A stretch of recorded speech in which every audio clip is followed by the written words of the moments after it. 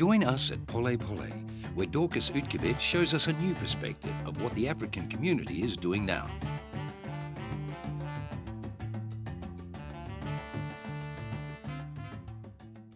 Hello and welcome to our home in the heart of Melbourne City, right here at Pole Pole. I'm your host, Dorcas Utkovic, and this is Oz African TV. We recently celebrated women in our Black Girl Magic episode, so it's only fair that today we bring you a show to celebrate our brothers. In the tent, I'm with the fabulous Fablice Manirakiza.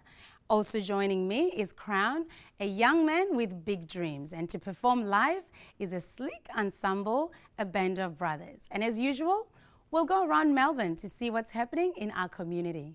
We have a fabulous show for you today, so be sure to stick around. But before we get stuck into it, let's go to the kitchen and start with Chef Stolly.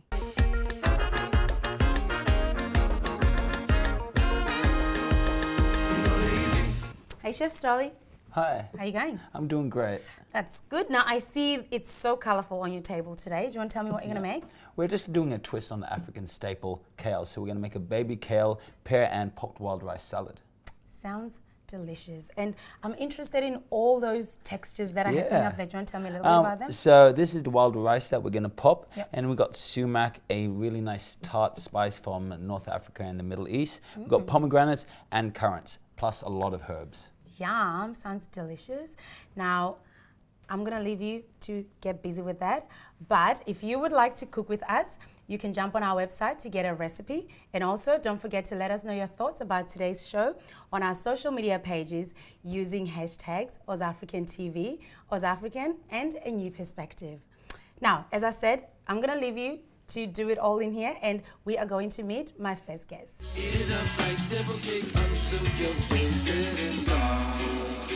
Growing up as a soldier is not ideal for any child. And if any child soldier survives into adulthood, it's a true blessing. But this experience leaves one with many traumatic scars. A lot of young African Australian men who share this experience find different outlets to deal with their psychological struggles. My guest today is one of the lucky ones. He was able to turn those traumatic scars into a tool that helps him to contribute positively in our society. He is a motivational speaker, a talented musician, as well as a community leader. Joining me now is Fablice Manirakiza. Thank you so much for coming. Thank you for having me. An absolute pleasure. So tell us a little bit about yourself. My life started sort of having been challenged when I was 2 years old, because in 1993 the civil war broke out in Burundi, which made almost half population of Burundians fleeing into the neighboring countries. So along with my family, we fled to Rwanda refugee camp. So I started becoming a refugee when I was 2 years old.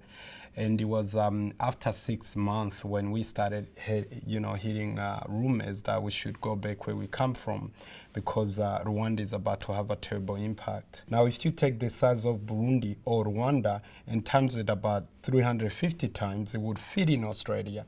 But in this nation of Rwanda, in about a month, almost 1 million people were slaughtered to death.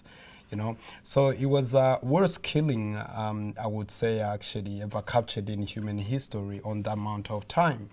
Now, it happened when we was there.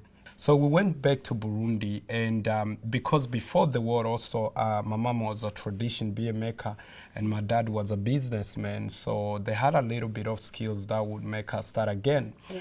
But after, when I was 8 years old, both of my parents was killed. Now, because my mom was Hutu and my dad was Tutsi, as you can imagine, it was really struggle for me to really know what side am I on, what's going on to me. So life went on in a third world country as a young dude without parents.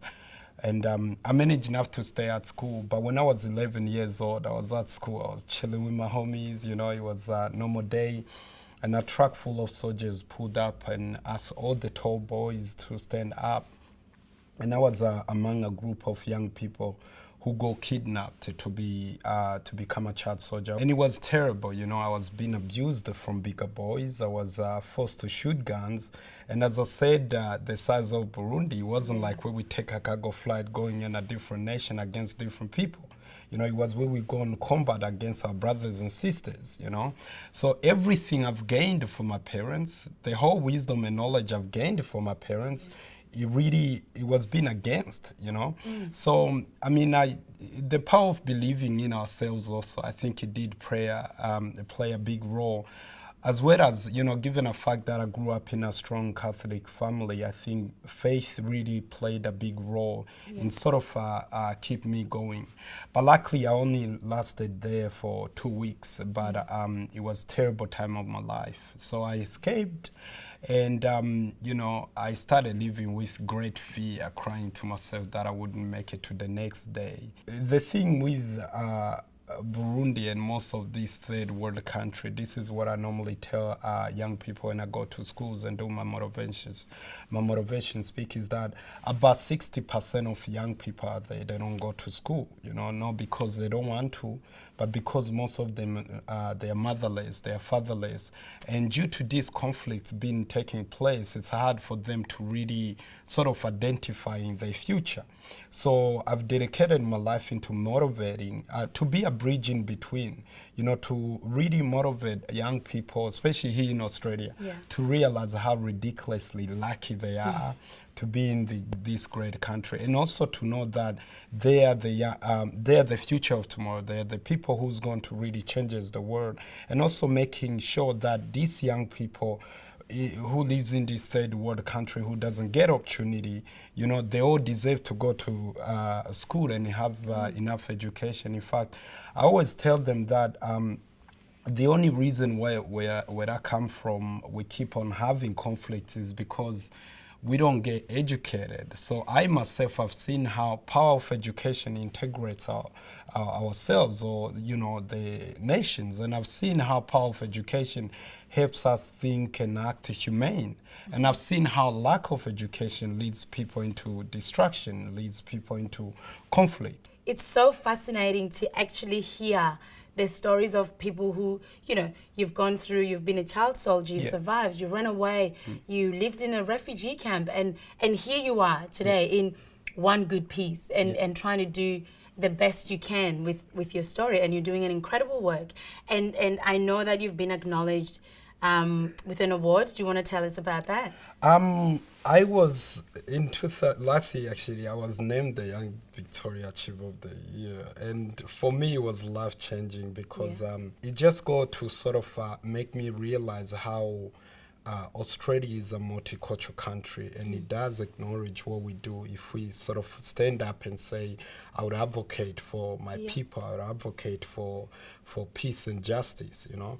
And for me, so it was a life-changing. And also I reckon it's something that encouraged me and something that made me realize how supported I am out there. Yes. That's wonderful. I know you also do music, and you use that as well in your presentation when you talk to young people. Why do you mix those things together? Within 21st century, music is the universal language, and music, you know, everyone, I think for me, music is like a drug, you know, when you get it, you know, music really transforms, you know, our struggles to happiness, our sadness to happiness. And I've seen how it is really effective to young people. But not just that. Look at the music of Bob Marley. You have proved that it changes the world. So I use my talent of music in my presentations because I think that's the language young people really hear. Excellent. Well, thank you so much for sharing your most intimate and inspiring story, and keep doing what you're doing. It's important work. Thank you very much for having me. I can only wish for best for you, and thank you. I think within this together, let's change the world. Yes. Thank you so much. If you would like to find out more about our guests, jump on our website and connect with us on our social media pages. But for now, let's go and meet my next guest.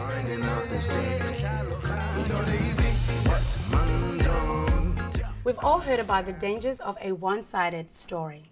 And while news stories need to be reported, it's equally important to acknowledge those who are contributing positively in our society.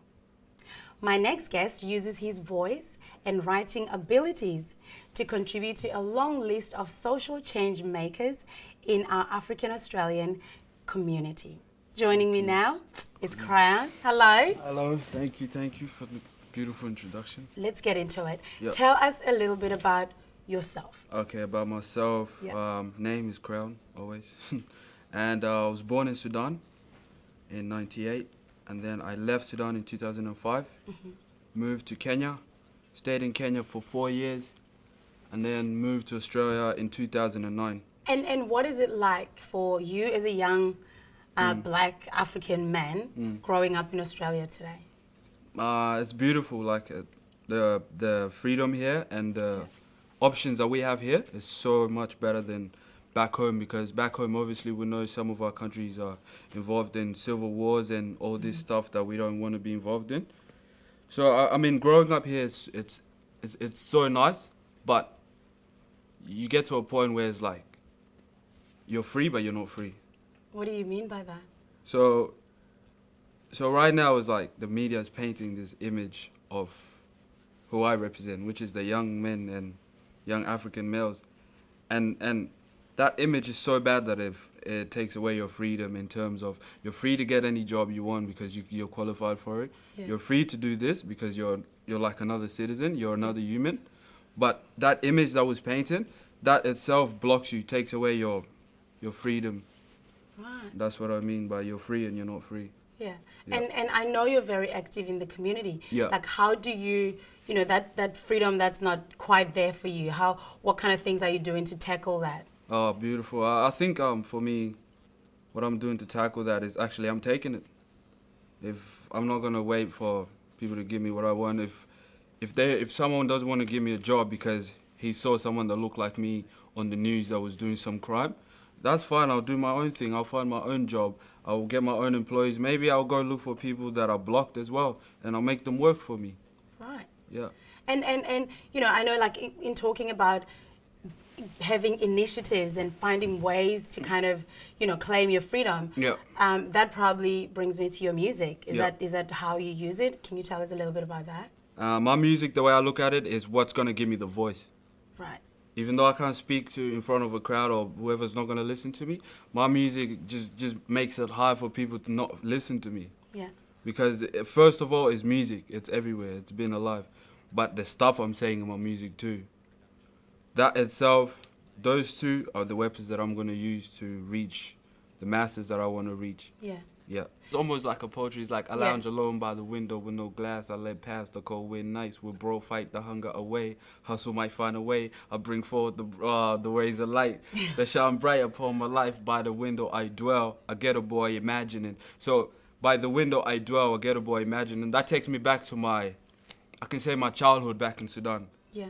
And I just imagine myself out of the life that I was in a better state. Yeah. So my mind was my window, and in that window I have to put whatever is beautiful that I want to see in my life, have to put it behind it and just look through from the struggle through that window, boom, to where I want to be. That's where you want to be. Exactly. And talking about that, in our community, do you think, you know, things like mentorship and role models, where does that come in this whole thing of freedom and, you know, wanting things that you can't really get, etc.? I mean, talking of role models, I think for me, I'm always gonna look at it like this: the elder people, they've fallen in terms of standards of actually showing characteristics or traits of being a role model. So now it's up to the younger people. That's why people like me are stepping up. I'm not seeing parents telling their kids, "Yo, don't do this." Parents now are chilling. They're more on the ground and like they're letting everything be done by the government or the police. But me coming up, the reason I'm correct or the reason other young people are correct is because of my family. They corrected me. Those are my role models. But in terms of now, I'm the role models. Other younger people doing music, doing art, doing anything to show the positive sides of society. Yeah. Those are the role models now. Right. Yeah. And it's better for younger people to actually become role models, because me now I look at it as I'm more like likely to listen to a younger person doing the right thing, that's more likely to motivate me and be like, oh, he's my age, but he's doing better than me. Yeah. He's my age, but he's out of jail. Or he's my age and he's actually got a job. I need to go look for a job. Yeah, yeah. That's how it starts. Right. And talking about younger people stepping up, I know that you've got, there's a project that you're hoping to do in the future. You're kind of researching at the moment. Do you want to tell us a little bit about that? So that program is called For the Better. I'm going to try to get access to juvenile centers and talk to young people locked up or young people about to come out.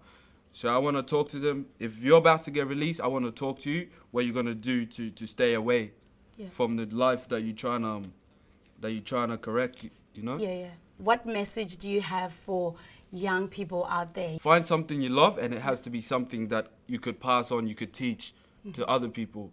Even if you can't teach it, do it so good to the point other people will be like, wow, now I actually want to start something myself. Right. Yeah. Thank you. That's a lovely message. And thank you so much for stopping by and Appreciate that. sharing, Thank you you. know, a little bit of your story with us. Thank Really you. appreciate it. And I wish you all the best Thank you. in all the projects that you're getting involved in. Appreciate it.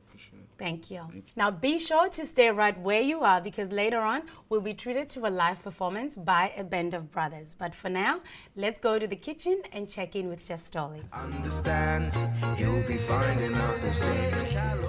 Not easy, but man don't. I'm back and I see you've done quite a bit. Do you want to take me through what you've done so far? So we've popped the wild rice in a little bit of oil for about a minute. And then we're just going to toss it through our salad with some grapeseed oil and fresh lime juice. That sounds fabulous. I can't wait for it. But for now, we have a special treat for you. At their very first performance at the iconic Afro Hub, these brothers moved the crowd with their vulnerable and authentic offering. It's very rare to see young men open up to their audience, but when they do, it's an experience to behold. Here to perform live is a band of brothers. I was 5 when I learned the difference between being deceased and the heat from sleep. 12 when I saw my first casket. 16 when it hit so close to home that my mailbox broke. At 24, I stopped thinking that death itself was a tragedy as I watched myself cave from the weight of just living. Death and existence weren't vivid. I was timid but livid and couldn't differentiate between being alive or being in it. Flashes. Memories of being trapped in the past where casket counts got us all walking with a hunch in our back. So I got one homie doing 5, while 9 doing life institutionalized. We've all learned to just smile. Still, I can't stand that it correlates. I hate that it resonates. Reminiscing on those late nights where wide eyes and foreign floors concealed feelings through our open doors, until we became open wars for a concrete jungle of loose nooses, liquor bottles, and Fruit Loops. And to think different meant you had to screw loose. I was taught to only see stormy weathers manifest their rain on other people's eyes. Man. Plus complaining meant nothing. Everybody's going through something, so who the hell was I to cry? Double consciousness. The in-between and not quite white of my almost here but not fully there. Koji told me they won't respect me till I'm crowned king. So it's not like this is a new thing, but I am that new approach to an old dream. Except this time, I'm bringing out my whole team.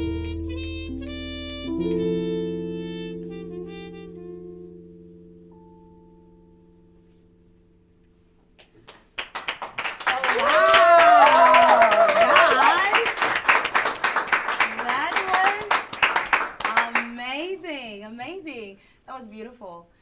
Do you guys want to tell me a little bit about that piece? Yeah, that piece came about, I guess, on a practice session. When we were trying to think of the idea of what it meant to be a band of brothers. Yeah.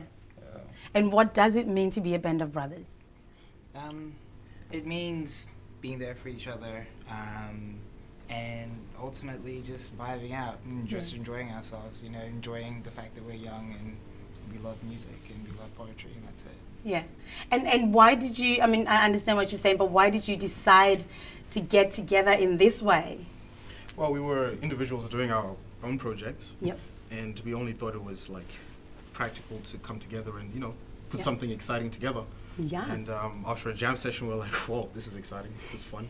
Yeah. Also, I think a part of it as well, more so than just like jamming, I think it was important for us to find a place of unity.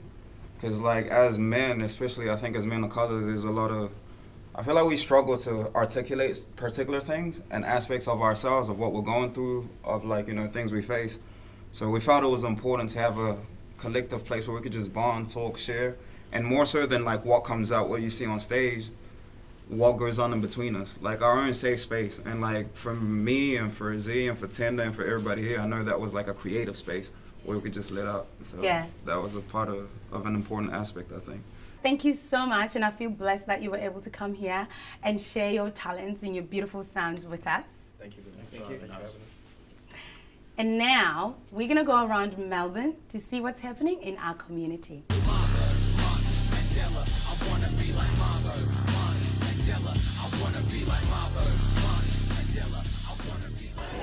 I'm in Melbourne CBD at Federation Square to celebrate a very special day for anyone who understands the freedom struggles about South African and ultimately global history.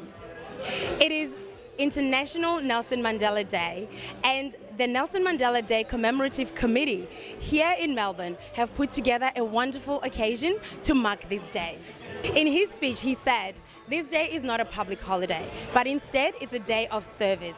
And in saying so, he encourages all of us to give at least 67 minutes of our time in doing community service. Today here at Fed Square, a lot of young creatives will give through music, poetry, dance, and a whole lot more. Well, we've had a great time celebrating Madiba's life and his legacy. So we've had some wonderful singing and dancing. We've heard from the scriptures. And I hope that everyone is left encouraged that they can do their own little bit to make a difference in their world, which of course is what Madiba wanted everyone to do. That small change is possible when everyone seeks to do that in their own lives and with the people that they relate to every day.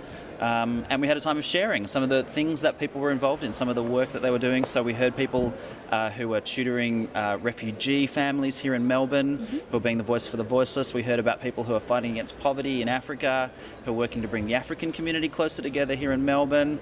It was so exciting and so encouraging. Yeah. And so I hope people have left feeling really encouraged with a sense of celebration. 1, 2, 3, you want your way, hey, I like the way you move.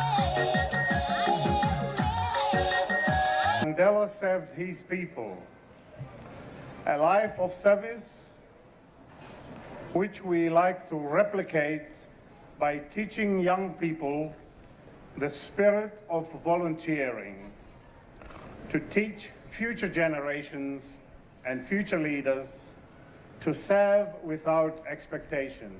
We are here not to commemorate his death, but to celebrate his life. The life of a tireless humanitarian, a generous philanthropist, and a humble statesman. It is an absolute honor and pleasure to be here to celebrate Tata Madiba. As we say at the VMC, days like today make us to be proud Victorians, but also to be very proud Australians, and I add to be a very proud African person as well. It's an opportunity for us to come together to celebrate all that is wonderful about African communities, but also all that's wonderful about the vision that Nelson Mandela had not only for his country and Africa, but of course for the rest of the world. And what we celebrate today is the ongoing commitment to the spirit of generosity, which has remained an important part of Melbourne's culture. I quote our African hero, Nelson Mandela, Madiba. The moment to bridge the chasm that divides us has come. The time to build is upon us.